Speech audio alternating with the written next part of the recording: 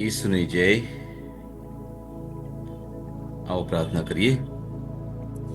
ત્યાં પરમેશ્વર, અમે તમારો આભાર માનીએ છીએ, તમારી સ્તુતિ કરીએ છીએ નવા દિવસ માટે, નવા અઠવાડિયા માટે અને નવા મહિના માટે. પ્રભુજી, તમે અમારી સાથે ને પાસે છો પ્રભુજી. અમને દોરવણી આપી રહ્યા છો, તમારા પ્રેમથી અમને દરરોજ નવાજી રહ્યા છો પ્રભુજી. આ સમયને તમે પાવન કરો પ્રભુજી. તમારા વચનને અમે સાંભળીને એની સમજૂતી મેળવીને એ અમારા જીવનમાં ઉતારીએ અને તમારા પ્રેમ સાથે હંમેશા અમે જોડાયેલા રહીએ એવી કૃપા કરો. આ પ્રાર્થના અમે મારા પ્રભુ ઈસુ ખ્રિસ્ત દ્વારા કરીએ છીએ. આમેન. તત્વદર્શી ચોથો અધ્યાય 9 થી 12મી કડી સુધી. 1 થી 2 ભલા, કારણ તેમને પોતાની મહેનતનું વધારે સારું ફળ મળે છે. એક પડી જાય છે તો બીજો તેને બેઠો કરે છે, પણ એકલા માણસની દશા અફસોસજનક હોય છે. તે જો પડી જાય છે તો તેને બેઠો કરનાર કોઈ હોતું નથી. વળી જો 2 જણા ભેગા સૂએ તો તેમને હૂંફ મળે, પણ એકલો માણસ હૂંફ કેવી રીતે મેળવી શકે? એકલા માણસને કોઈ હરાવે, પણ 2 હોય તો સામનો કરી શકે. ત્રેવડી વણેલી દોરી જલ્દી તૂટતી નથી. મારા વાલાઓ, આજનું આ સુંદર વચન ખાસ કરીને 2 મિત્રો માટે અથવા પતિ પત્ની માટે હોઈ શકે, અને એમાં આપણને બહુ સુંદર સંદેશ મળે છે.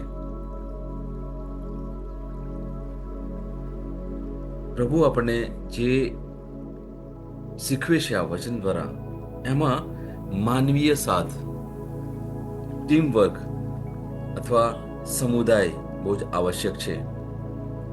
કારણ લોકો એકલા રહે એટલા એના કરતા જોડેલા રહે, 2 જણ જોડેલા રહે એવું વધારે મહત્વનું છે અને એ ઉપયોગી પણ છે. એકલો વ્યક્તિ ઘણું બધું કરી શકે, પણ 2 હોય તો એ વધારે સારું કરી શકે. એક કહેવત પણ છે, 1 થી 2 ભલા. એની પાછળ ખરેખર બહુ જ ઊંડો અર્થ છે અને એ આજે આપણે બાઇબલ બતાવે છે. 2-3 બાબતો આપણે જોવા પ્રયત્ન કરીશું કે શ્રમમાં કેટલો ફાયદો છે. 1 થી 2 ભલા, કારણ તેમને પોતાની મહેનતનું વધારે સારું ફળ મળે છે. બીજી વ્યક્તિ સાથે કામ કરવાથી વધુ સારું ફળ મળે છે અને સખત મહેનત પૂર્ણ કરવાનું સરળ બને છે. એક વાત, બહુ સહેલો દાખલો લઈએ કે ઘરમાં જે વ્યવહાર આપણે ચલાવીએ છીએ એમાં એક વ્યક્તિ કરે છે, ઘણા લોકો એક જ હોય છે અને એ આખા ઘરનું સંચાલન કરે છે, પણ એ વ્યક્તિને કોઈ બીજી વ્યક્તિનો સાથ મળે તો તમે જોશો કે કામ ઘણું બધું સરળ થઈ જાય છે. અને એ આપણો રોજિંદો અનુભવ પણ આપણે કહી શકીએ. ઘણી બાબતો એવી હોય છે જે કદાચ આપણે ના કરી શકીએ, પણ બીજી સામેની વ્યક્તિ કરી શકે. અને એવી પણ બાબતો છે જે સામાન્ય વ્યક્તિ ના કરી શકે, એ આપણે કરી શકીએ. આ વ્યક્તિમાં અમુક ગુણ હોય છે, અમુક શક્તિઓ હોય છે, અમુક ક્ષમતા હોય છે. ત્યારે 2 વ્યક્તિઓ ભેગા મળે ત્યારે બંને લોકો પોતપોતાની શક્તિ, પોતપોતાનો જે પ્રેમ છે, જે લાયકાત છે, ક્ષમતા છે, એ એકબીજાની સાથે આપલે કરે ત્યારે એ વ્યવહાર બહુ સુંદર ચાલે છે. બીજો મુદ્દો છે મુશ્કેલ સમયમાં ટેકો. જો કોઈ વ્યક્તિ શારીરિક અથવા ભાવનાત્મક રીતે ઠોકર ખાય કે પડી જાય તો તેનો મિત્ર અથવા તેનો સાથી તેને પાછો ઊભો કરવામાં મદદ કરી શકે છે. કટોકટી દરમિયાન એકલા રહેવાથી વ્યક્તિ સંવેદનશીલ બને છે.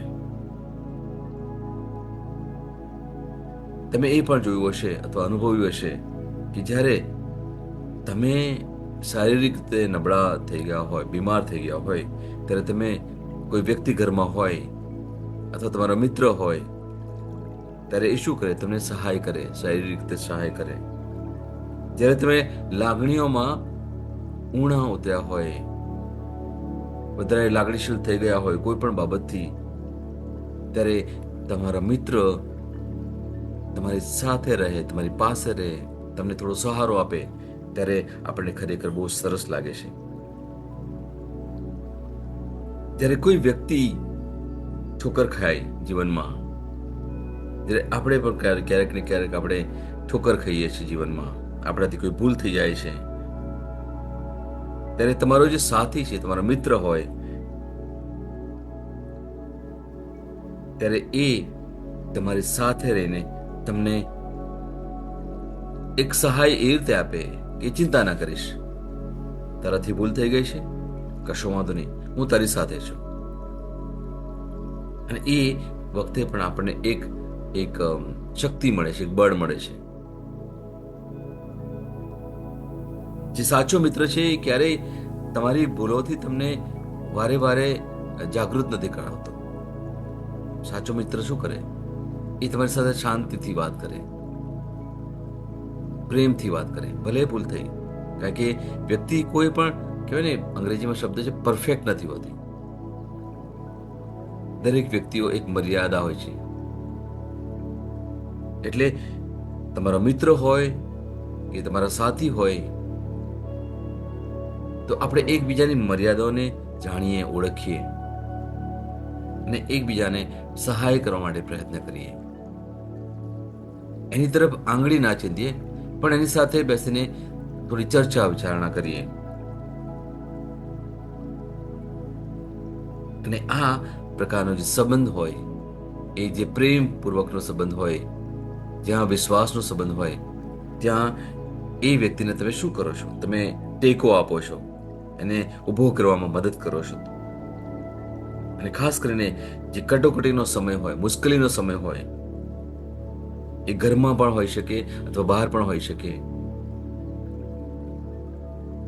આપણે ઘણીવાર એવી પરિસ્થિતિમાંથી પસાર થતા હોઈએ, ત્યારે આપણે જો એકલા હોઈએ, તો એ આપણે ઘણીવાર, મેં જોયા છે અમુક લોકો પડી ભાંગે છે.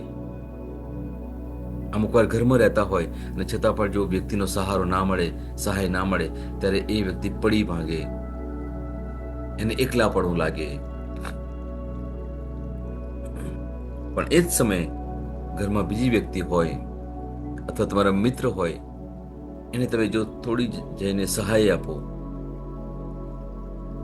કે કઈ વાંધો નહીં, ચિંતા ન કરીશ, આ મુશ્કેલીના સમયમાં હું તારી સાથે છું, હું તારી પાસે છું, ચિંતા ના કરીશ. જ્યારે આવો એક સહારો મળે છે, ત્યારે ખરેખર આપણને ફરીથી જીવવાની ઈચ્છા થઈ જાય, નવું જીવન જીવવાની ઈચ્છા થઈ જાય. ત્રીજો મુદ્દો, આરામ અને હૂંફ. જીવન વહેંચવાથી મૂળભૂત આરામ અને સંભાળ મળે છે. એક મિત્ર બીજા મિત્રને શું કરે? હૂંફ આપે. એક પતિ અથવા એક પત્ની એના સાથીને શું કરે? હૂંફ આપે. જેમ કે બે લોકો ધાબળો વહેંચીને ઠંડીમાં એકબીજાને આરામ આપે, એકબીજાને ગરમી આપે, એ જ રીતે આરામ અને હૂંફ આપણને બધાને જરૂર છે. કારણ કે હૂંફ તમે જુઓ કે તમે મરઘીના બચ્ચાને તમે જુઓ, એ નાના નાના બચ્ચા હોય, એ શું કરે? એ મરઘીની પાંખોમાં જઈને છુપાઈ જાય. ત્યાં શું મળે એને? હૂંફ મળે છે. એ સુરક્ષિત એને લાગે છે. એવું જ કંઈક આપણા મિત્રની સાથે હોઈ શકે, એવું જ કંઈક આપણા પતિ પત્ની વચ્ચે હોઈ શકે. આપણે હૂંફ આપવાની ખરેખર બહુ જરૂર છે. અને ત્યાં પછી કોઈ પ્રશ્ન નહીં હોય, ત્યાં કોઈ અલગ વિચારવાનું ના હોય. તું જેવો છું એવો, તું જેવી છે તેવી હું તને સ્વીકારું છું. ત્યાં ફક્ત શું કરીએ છીએ? આપણે આરામ આપીએ છીએ, હૂંફ આપીએ છીએ. કારણ કે સાચા અર્થમાં જો પ્રેમ બતાવવું હોય તો ત્યાં આપણે આંગળી નથી ચીંચતા, એ વ્યક્તિની ભૂલ નથી બતાવતા, પણ આપણે ફક્ત હૂંફ આપીએ છીએ, પ્રેમ કરીએ છીએ. પણ જે સમયે આપણામાં અહમ આવી જાય છે, આપણામાં અભિમાન આવે છે કે હું તો સારો છું અને તું ખોટો છું, ત્યારે શું થાય છે? ત્યારે એ વ્યક્તિઓ વચ્ચે હૂંફ નથી રહેતી, આરામ નથી રહેતો. એટલે બે મિત્રો હોય કે પતિ પત્ની હોય, એમાં ખાસ જે જરૂર છે એ છે વિશ્વાસની. પ્રભુએ કહ્યું છે બાઇબલમાં, ત્યારે એમને પૂછવામાં આવ્યું કે મારે કેટલી વાર માફી આપવી? પ્રભુએ કહ્યું 70 વખત 7 વાર. આ જે નંબર છે ને એ બતાવે ઇન્ફિનિટ નંબર, મતલબ એની કોઈ મર્યાદા નથી. ઘણી વાર અથવા વારે વારે તમારા સાથીને, તમારા મિત્રને તમારે માફ કરવું જોઈએ. તમે કેવી રીતે હૂંફ આપી શકો? એની સાથે રહીને એને તમે સહાય કરો, બસ. ત્યાં કોઈ પ્રશ્ન નથી, ત્યાં કોઈ શંકા નથી, ત્યાં કોઈ અવિશ્વાસ નથી.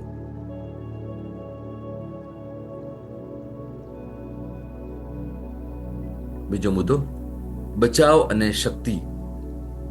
કોઈ પણ વ્યક્તિ સરળતાથી પરાજિત થઈ શકે અથવા તેને હરાવી પણ શકાય, પરંતુ બે લોકો સાથે ઉભા રહીને પોતાનો બચાવ કરી શકે.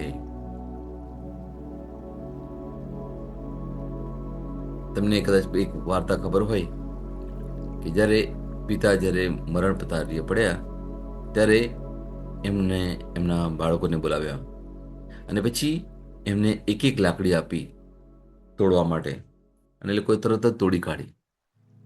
અને પછી એ બધી લાકડીઓને ભેગી કરી અને પછી કહ્યું કે હવે એને તોડો.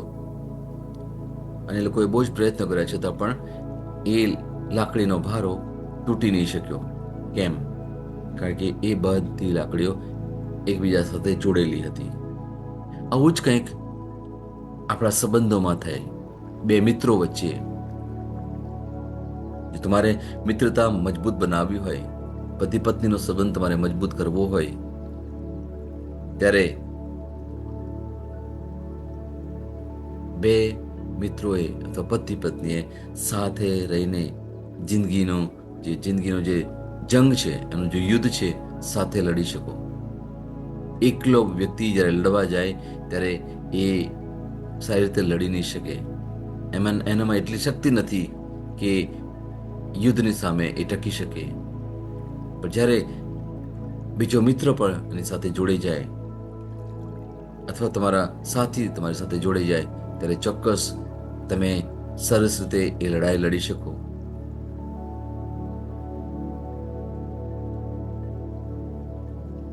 આગળનો મુદ્દો લઈએ. 3 ગણી દોરી. બહુ સુંદર રીતે અહીંયા વાત કરી છે.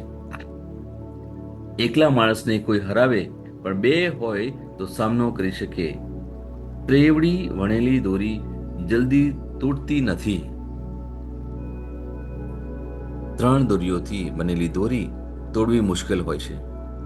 તેનું અંતિમ રૂપક દર્શક બતાવે છે કે જેમ કે પ્રભુ એક વધારાની સહાય બે મિત્રો વચ્ચે આપે છે. પ્રભુ બે પતિ પત્ની વચ્ચે એક ત્રીજી દોરીની રીતે જોડાઈ જાય છે. જો તમે જોયું હશે કે દોરી એક જ દોરી હોય તો એને જલ્દી તમે તોડી શકશો, પણ જ્યારે 2 દોરી અને પછી બીજી એક દોરી વચ્ચે મુકાય, ખાસ કરીને બહેનોને તો વધારે ખબર હશે, જ્યારે તમે વાળ બાંધો છો ત્યારે તમે શું કરો છો? વાળ કેવી ક્યારે બંધાય? જ્યારે 3 એની લટ લઈને તમે પછી એને ગૂંથો છો ત્યારે એ વાળ. તો એ તમને રોજ ને રોજ યાદ કરાવશે કે પતિ પત્ની હોય અને પછી સાથે પ્રભુની પણ સહાય હોય તો એ બહુ જ મજબૂત બને સંબંધ. આપણો જે સંબંધ છે, દુનિયાવી સંબંધ છે, પતિ પત્ની હોઈ શકે, બે મિત્રો હોઈ શકે, પણ એની સાથે આપણે પ્રભુને પણ જોડી દઈએ છીએ ત્યારે એ સંબંધ ખરેખર બહુ જ મજબૂત થઈ જાય છે. મેરા વાલાઓ, આજનું આ વચન ખરેખર બહુ જ સુંદર છે.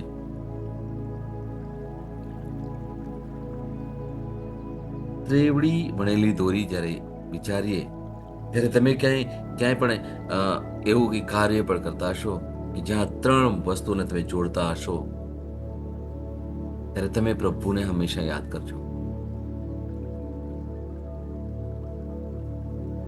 જ્યારે પ્રભુ તમારા જીવનમાં સ્થાન લેશે, તમારા સંબંધમાં પ્રભુનું પણ સ્થાન હોય છે ત્યારે એ સંબંધ ખરેખર બહુ જ મજબૂત બને છે.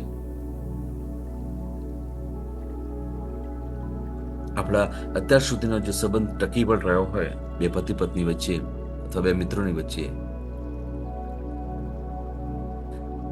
ક્યાંક ને ક્યાંક આપણે પ્રભુને જોડ્યા છે, પ્રભુના વચનોને જોડ્યા છે, ત્યારે એ સંબંધ ખરેખર બહુ જ લાંબો અને વર્ષો સુધી ટકેલો હોય છે. આપણે પ્રભુની આગળ એ વ્યક્તિ માટે પ્રાર્થના કરીએ છીએ. એ વ્યક્તિને આપણે પ્રભુને કહીએ છીએ કે વ્યક્તિને તમે તંદુરસ્ત રાખો, એ વ્યક્તિને તમે શક્તિ આપો, એને બળ આપો, એમના કાર્યમાં તમે સહાય કરો. જે કંઈ નોકરી કે ધંધો કરતા હોય એમાં પ્રભુ તમે એ વ્યક્તિને સહાય કરો. એમને નાણાકીય જે જરૂર છે એની પણ તમે સહાય કરો. જ્યારે આવી કંઈક આપણે આપણા મિત્ર માટે, આપણા સાથી માટે પ્રાર્થના કરતા હોઈએ, એમના સુખ ચેન માટે, એમના વૈભવ માટે, ત્યારે આપણે શું કરીએ છીએ? આપણે પ્રભુને પણ જોડી દઈએ છીએ આ સંબંધમાં, અને એ સંબંધ ખરેખર બહુ જ મજબૂત બને છે. એ જે દોરી હોય, ત્રેવડી વણેલી દોરી, એ ક્યારે તૂટી ના શકે. આ સુંદર સુંદર સમજ પ્રભુએ આપણને આજે આપી રહી છે. આપણે જે મુદ્દાઓ જોયા એ છે જે શ્રમમાં નફો યા ફળ, બીજો મુશ્કેલ સમયમાં એકબીજાને ટેકો આપવો, ત્રીજું આરામ અને હૂંફની બહુ જરૂર છે આ સંબંધમાં, પછી બચાવ અને શક્તિ, આપણે એકબીજાને મદદ કરી શકીએ આપણી જે રોજિંદુ જે યુદ્ધ છે એમાં લડવા માટે.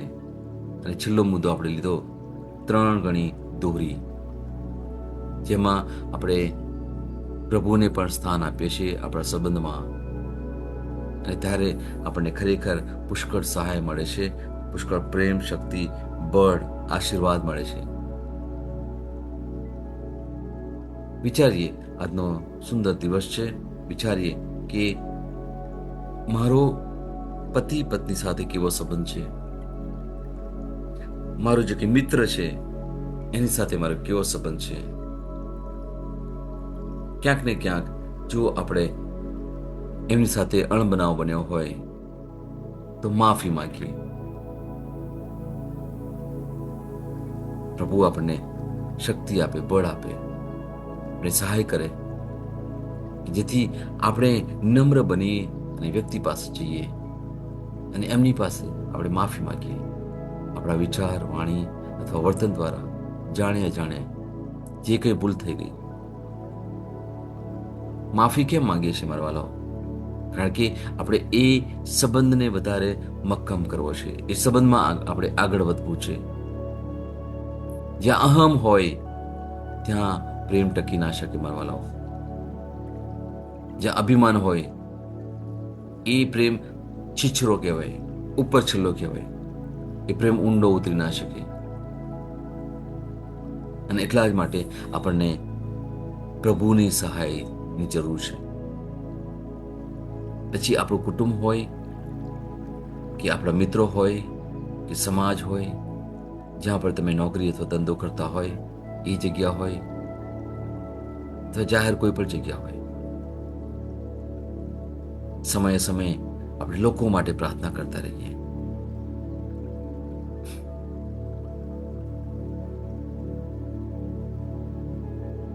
Praise the lord.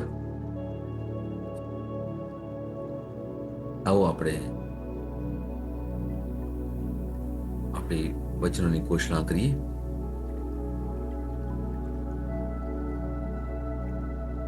એ રીતે બોલો કે અર્થપૂર્ણ રહે. ત્રીજો દિવસ, વિશ્વાસ ઘોષણા. હું ઘોષણા કરું છું કે મારી પાસે આજ માટે જરૂરી કૃપા છે. હું શક્તિ, બળ અને નિશ્ચયથી ભરેલો છું. હું જે કંઈ પણનો સામનો કરું છું તે મારા માટે વધુ પડતું નથી. હું દરેક અવરોધને દૂર કરું છું, દરેક પડકારને પાર કરી શકું છું અને દરેક મુશ્કેલીમાંથી હું પહેલા હતો તેના કરતાં વધુ સારી રીતે પસાર થયો છું. આ મારી ઘોષણા છે. દૈવી સ્વાસ્થ્ય કબૂલાત. હું સામાન્ય નથી, હું ઈશ્વરની પ્રતિમૂર્તિમાં બનેલો છું. જેમ તે છે તેમ હું પણ આ દુનિયામાં છું. પ્રભુ ઈસુમાં મારી પાસે શૈતાન, મૃત્યુ, નરક અને દુનિયા પરના પ્રભુત્વ અને વિજય છે. હું નિર્ભય છું અને મને કોઈ સારી વસ્તુની ખોટ નથી. આમેન. હું જે પણ પ્રભુ ઈસુના નામમાં બોલું તે થશે જ. હું મજબૂત છું, હું તંદુરસ્ત છું, હું ધન્ય છું, હું સમૃદ્ધ છું, હું શક્તિશાળી છું, હું અભિષિક્ત છું, હું મુક્ત છું, હું પ્રભુનો વિશ્વાસી છું, હું પ્રભુ અને મનુષ્ય દ્વારા પ્રિય છું. હું જે જોઉં છું તે નથી બોલતો, પણ જે જોવા માંગુ છું તે બોલું છું. હું એક અવિભાજ્ય બીજ છું. હું મારા પ્રભુના ઘરમાં સારી જમીન પર રોપાયો છું. હું મારા ઈશ્વરની વાડીમાં નારિયેળના ઝાડની જેમ ફૂલું ફાલું છું. હું ખરા સમયમાં મબલક પાક આપું છું. હું પ્રભુમાં તાજા લીલા વૃક્ષો જેવો છું. હું વૃદ્ધાવસ્થામાં પણ ફળદાયક રહીશ. મારા પાન કદી નહીં કરમાય. હું જે પણ પ્રભુ ઈસુના નામમાં કામ કરીશ તેમાં સફળ થઈશ. ઈસુના નામમાં વસ્તુઓ હંમેશા મારા માટે કામ કરી રહી છે. હું ખ્રિસ્ત ઈસુમાં દરેક આત્મિક આશીર્વાદ મેળવનાર છું. હું મારા મનને ખ્રિસ્તના મન જેવું સંપૂર્ણ થવાનું કહું છું અને તેને નિર્દેશ આપું છું કે તે પ્રભુના વચનો દ્વારા ચાલે. હું મારા રજ્જુ અને ચેતાને જીવનની વાત કરું છું. હું મારા સ્નાયુઓ અને અસ્થિબંધન માટે તાકાત બોલું છું. હું મારા હૃદય સાથે જીવન શક્તિની વાત કરું છું. હું સામાન્ય શ્વાસની પ્રક્રિયા જાળવવા માટે મારા ફેફસા અને પેશીઓ સાથે વાત કરું છું. હું મારી કિડની, યકૃત અને સ્વાદુપિંડને સંપૂર્ણ સ્વાસ્થ્ય અર્પું છું. મારા લોહીના દરેક કોષમાં જીવન છે.